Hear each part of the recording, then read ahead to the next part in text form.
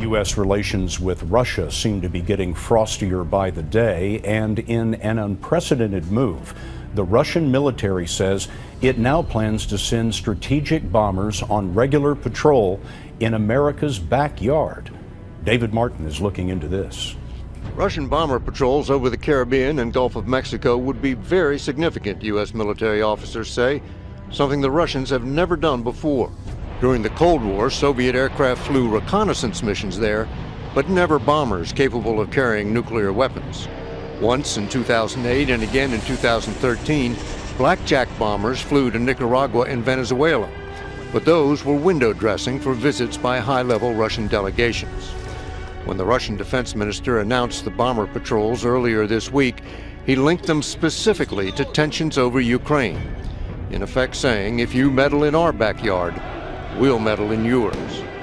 U.S. military officers say the patrols would not pose a military threat, since the bombers and their refueling tankers could be tracked as they came down through Greenland and Iceland and across the Atlantic, leaving plenty of time to scramble jet fighters.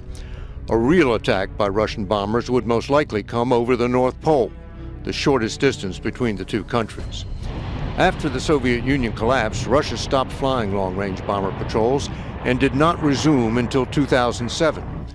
Currently, they fly about 10 patrols a year off the U.S. coast, once coming within 50 miles of California. U.S. jets routinely intercept them. There's no law against it, so long as the bombers don't enter U.S. airspace. With President Obama and Russia's Putin attending the same summit in Australia this weekend, these new patrols are an in-your-face way of saying we're a global power and we're not going to let you push us around. We're going to breaking news now. These pictures are just in of President Barack Obama's car arriving in Brisbane ahead of the G20 Leaders Summit. Nicknamed the Beast, it's designed to withstand a rocket attack.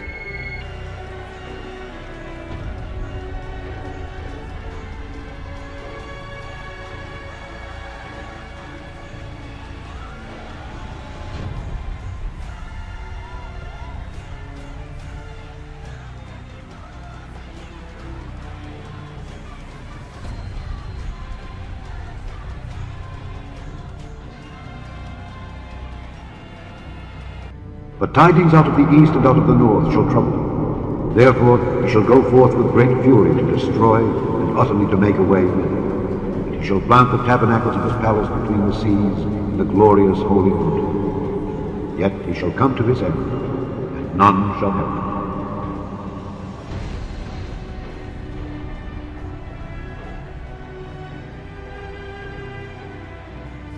him. From Scripture we learn of the miracle of restoration.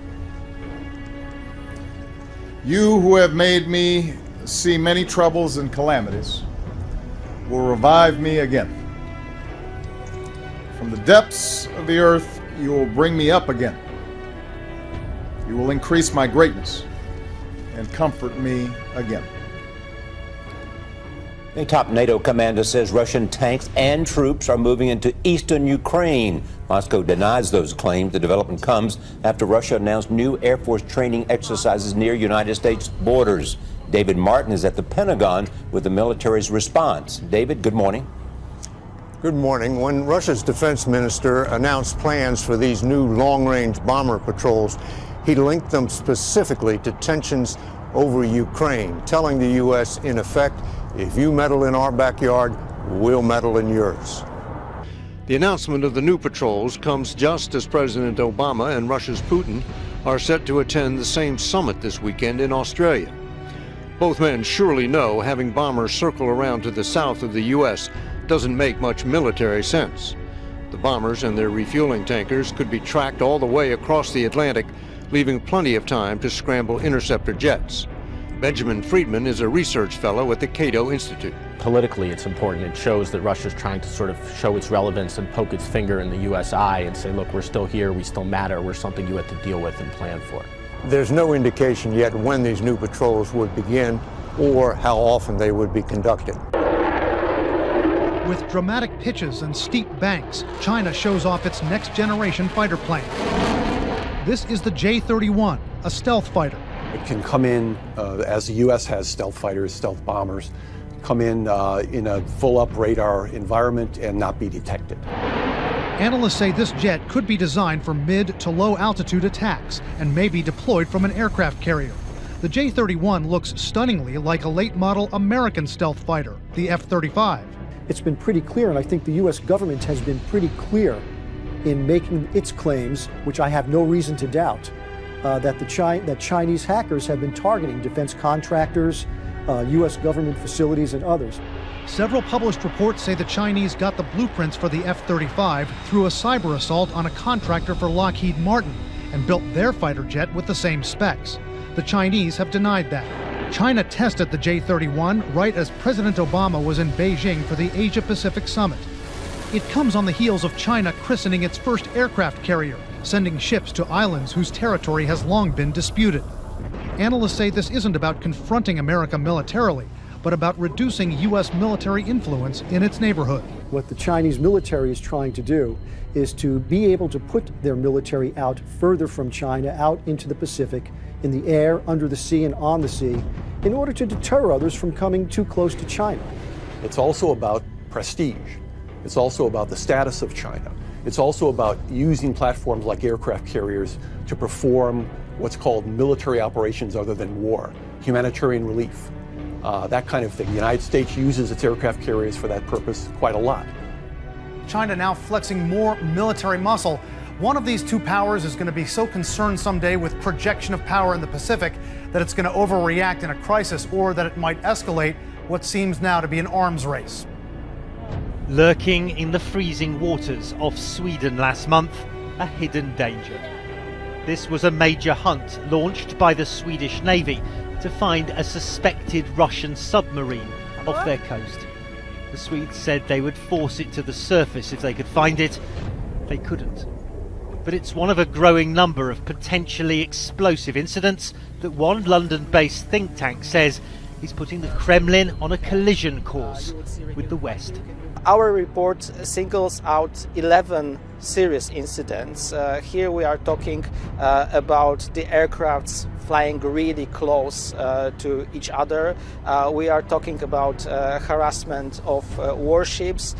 We are talking about simulated attacks conducted by the Russian fighters against targets in Sweden, Denmark, and the United States. The report, called Dangerous Brinkmanship, says a mix of more aggressive Russian posturing and readiness of Western forces to show resolve is increasing the risk of escalation. As well as the 11 serious incidents, the report also details 3 high-risk ones, which in its view carried a high probability of causing casualties. One was the submarine search, another was a narrowly avoided collision between an SAS civilian airliner taking off from Copenhagen and a Russian reconnaissance plane. SAS have confirmed to CNN the incident took place last March. The third high-risk incident, says the report, was the abduction of an Estonian intelligence officer shortly after President Obama visited the country, a NATO ally, in September. Moscow says he was arrested for spying on Russian soil. Of course, even if such incident happens, it doesn't lead automatically into a full-blown war. The problem is that we have less and less direct contact between the militaries on the both sides. If we don't have this kind of established channels of communication, even one incident can simply lead to an escalation that neither of the sides really want. It may not be a new Cold War with Russia, not yet, but the risk of miscalculation has echoes of that much more dangerous time.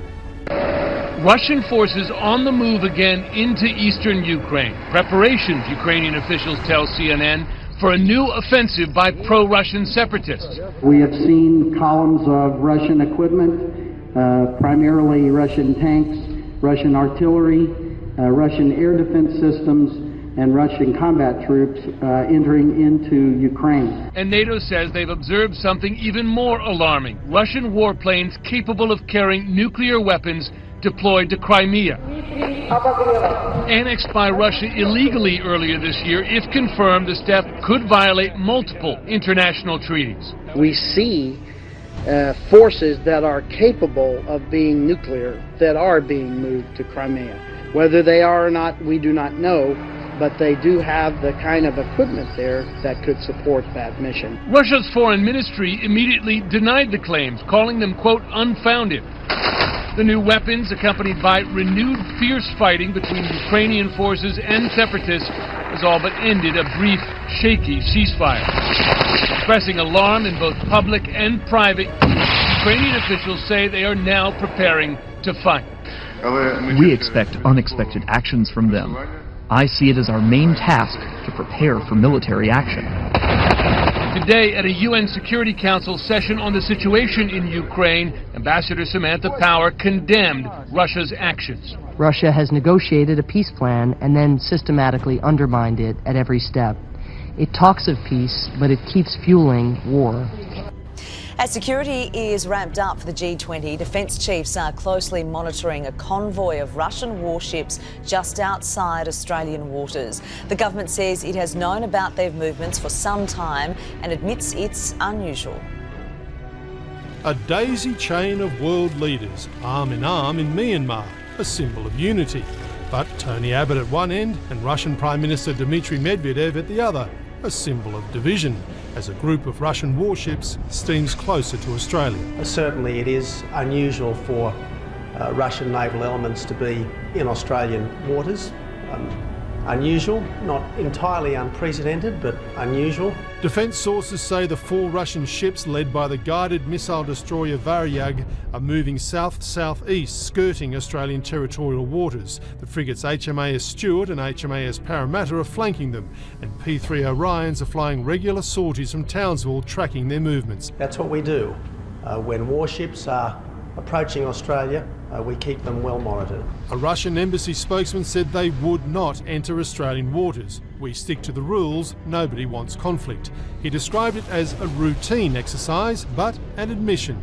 Your reaction is not that surprising because we do rarely go this way. Russia is entitled, as any other country is entitled, to traverse international waters. Is it a show of force? Well, it's a significant country with a significant navy. I don't think we should play the Putin game of engaging in his stunts. This naval display is obviously timed for the weekend's G20. Tony Abbott says it would have been months in the planning, but the Kremlin's confirmed the flotilla left Vladivostok on October 23, 10 days after Tony Abbott threatened to shirt front Vladimir Putin. Let's not forget that Russia has been much more militarily assertive in recent times. Like sending nuclear submarines to Scandinavia, warships off Crimea, troops crossing into Ukraine, long-range bombers flying over Central America, and now its Pacific Fleet skirting Australian waters.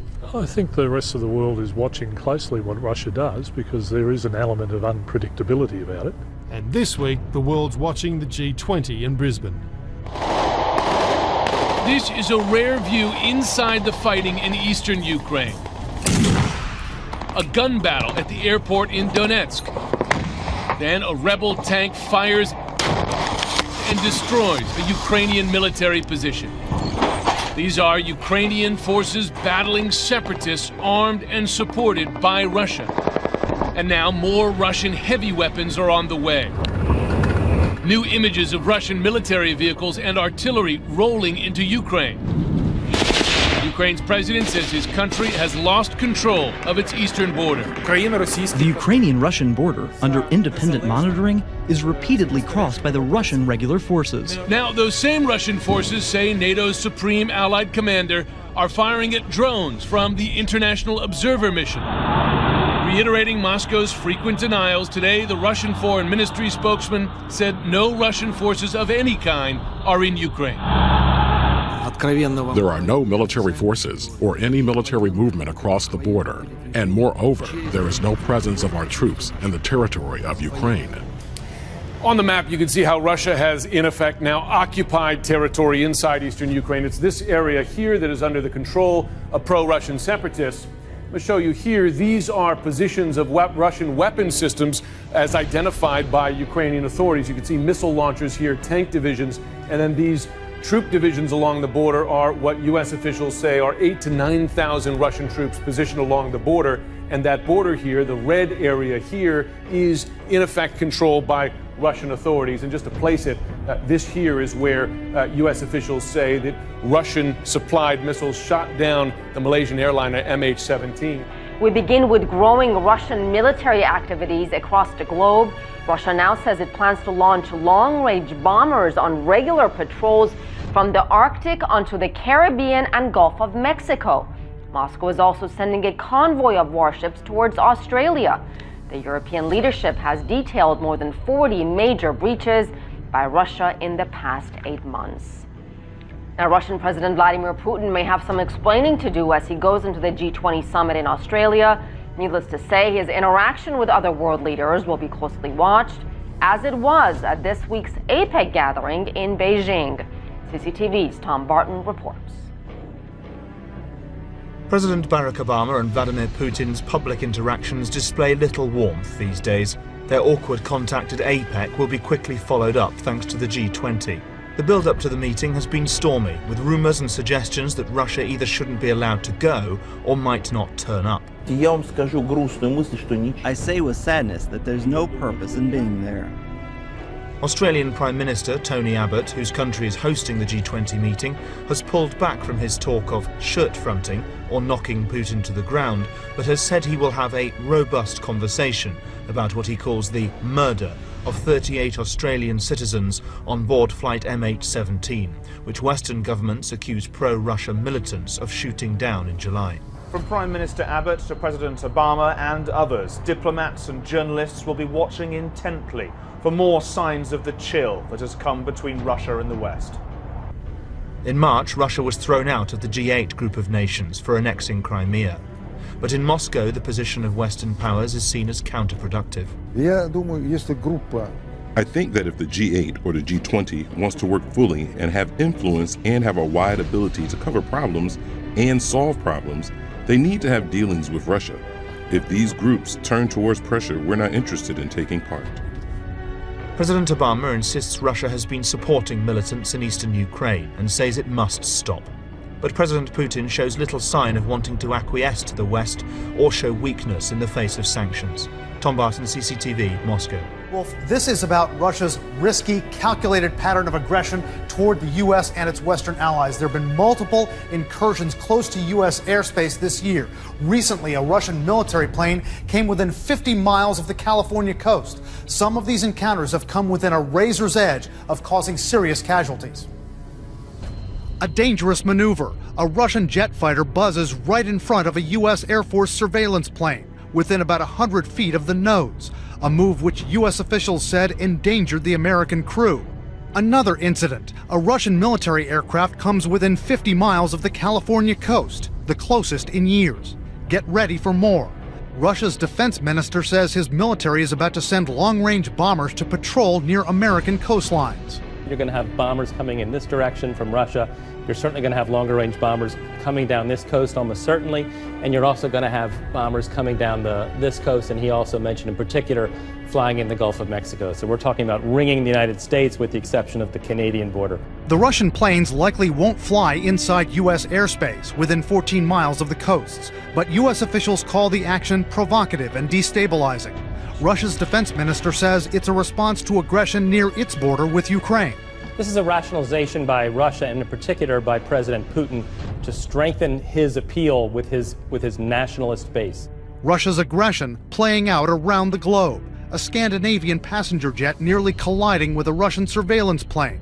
One incident right out of a Tom Clancy novel. In waters near Stockholm, a mysterious underwater vessel makes an emergency call in Russian. It triggers the largest submarine hunt off Sweden since the Cold War. All these incidents have taken place since Russia invaded Crimea in February. More than 40 close military encounters in that period, according to one European report. Analysts say this is one man, Vladimir Putin, flexing his muscle, desperate to restore Russia's Cold War power. Putin is personifying as the tough guy, the image of Russia that he wants to present and those around him want to present now, of a Russia that will not back down, of a Russia that will take on the West, and in fact of a Russia that will take on anybody.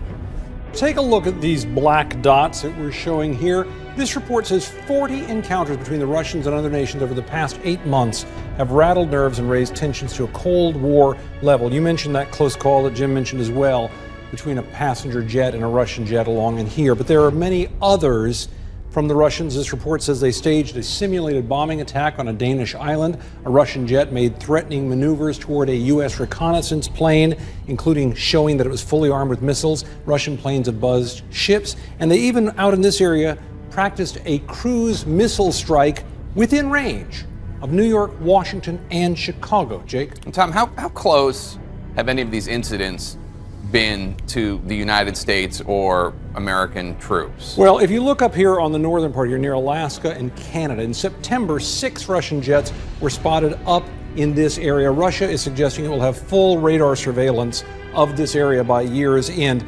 That is not really that uncommon up there. But in June, 4 Russian planes were coming down along the coast here within 200 miles. 2 of them went all the way down here to within 50 miles of the coast of California. That's the closest they've been since the Cold War. They were intercepted by U.S. F-15s. That's just short of U.S. airspace.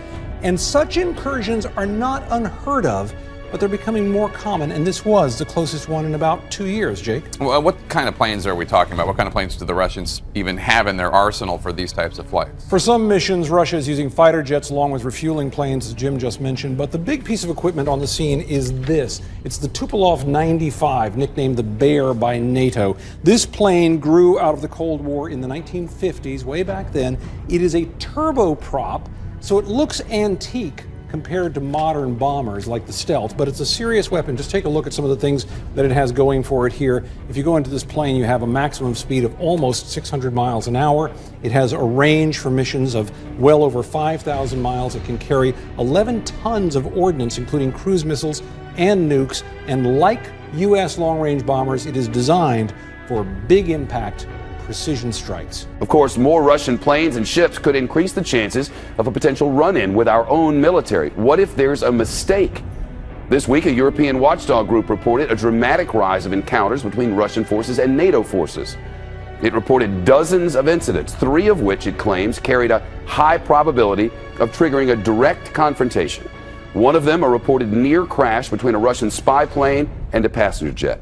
So none of this is routine stuff, and Vladimir Putin is in uncharted territory. Jennifer Griffin's on Fox Top Story at the Pentagon this afternoon. It's one thing to flex your muscle, Jennifer. It's another to put, well, the whole world in jeopardy. That's right, Shep. And there was also that recent hunt for the suspected Russian submarine off the coast of Sweden that got the U.S. military's attention. 40 incidents involving the Russian military coming into near confrontation with NATO members since Putin's invasion of Crimea. The Pentagon reacted to the announcement from Russia's defense minister today that Russia now plans to extend its long-range Bear bomber flights to the Caribbean. Spokesman Colonel Steve Warren downplayed the threat and simply said the Russians have patrolled in the Gulf of Mexico in the past, and we've seen the Russian Navy operate in the Gulf of Mexico. These are international waters. One obstacle for Russia is refueling. That's why Russia's military is in talks with Cuba and Venezuela for air basing rights. Pentagon officials don't see the move as a serious threat, but it is a reminder that Putin is trying to make his military more visible and more assertive. In fact, last September, Russian Bear bombers, those strategic bombers that can carry nuclear weapons, reportedly practiced cruise missile strikes against the U.S. Jennifer Griffin at the Pentagon. Jen, thanks so much. Let's dig deeper on this. Foreign affairs columnist and author Gordon Chang is with us on the news deck. What's he doing? I think what he's trying to do is he's saying to the rest of the world, look, I can do whatever I want. The United States can't stop me. I've got a new friendship with the Chinese. They're going to finance what I'm doing. So I'm going to grab what I want. And that's clearly Georgia, Ukraine, Eastern Ukraine. You know, it's awful. But why does he's doing it because of his own economic situation? Well, I think so, because last year the Russian economy grew 1.3%, which was below every estimate. This year it's going to 0.5% growth, and that was before the recent plunge in oil prices, which is bringing oil prices to a 3-year low. And Russia depends on selling hydrocarbons to Western Europe and now to the Chinese. So what advantage does it give him to take over other countries and fly his bombers in the Gulf of Mexico? Well, Putin has always said that he was going to reassemble parts of the Soviet Union that he felt were taken from Russia unfairly at the end of the Cold War. So clearly right now he is going to do that while the United States is certainly distracted in a number of other areas, and the Chinese are going to finance him because they have just signed up a major oil and gas deal. And this is going to be important for Putin because now he's going to have the money to fly those bombers in the Gulf of Mexico. This probably sounds very deja vu-ish to some of our viewers because under Reagan, it was so similar. It was similar, and what Reagan did towards the end of the Cold War was to drive down the prices of commodities that Soviet Union sold. And that's what brought the Soviet Union to the end, because they no longer had the money to support their military and to keep their people happy. What we're seeing right now is the same dynamic because the prices for Russian commodities are coming down, but we're not intentionally doing it. If we were actually to start to push commodities down with the Saudis, this would bring Putin to the edge. But he still has the Chinese. Would that not be an affront to the Chinese if we were to do such a thing? Well, it certainly would, because they both see themselves as on the same page. They see the United States as the common adversary, and that's why they're molding their militaries together. That's why the Russians are now selling frontline equipment to the Chinese, and that's why they're now cooperating in East Asia as well in other places. What's going to happen, though, if there's a mistake? If there's an accident between one of these throwback bombers of the Russians and something we're flying around? Well, we saw this during the Cold War when there were a number of near misses, and we were very fortunate to get through that. We got lucky. We got lucky. But the problem right now is that Putin thinks that he can use nuclear weapons not as instruments of deterrence, but as really weapons of aggression. Because at the end of August, he talked about using nukes to hold on to what he had grabbed in Ukraine. And so he learned a lesson. He got away with it, so he's going to try it again. And now the Chinese have seen, Putin can do it. Why can't we do it as well? And because we've heard Chinese threats to use nukes before, now they're going to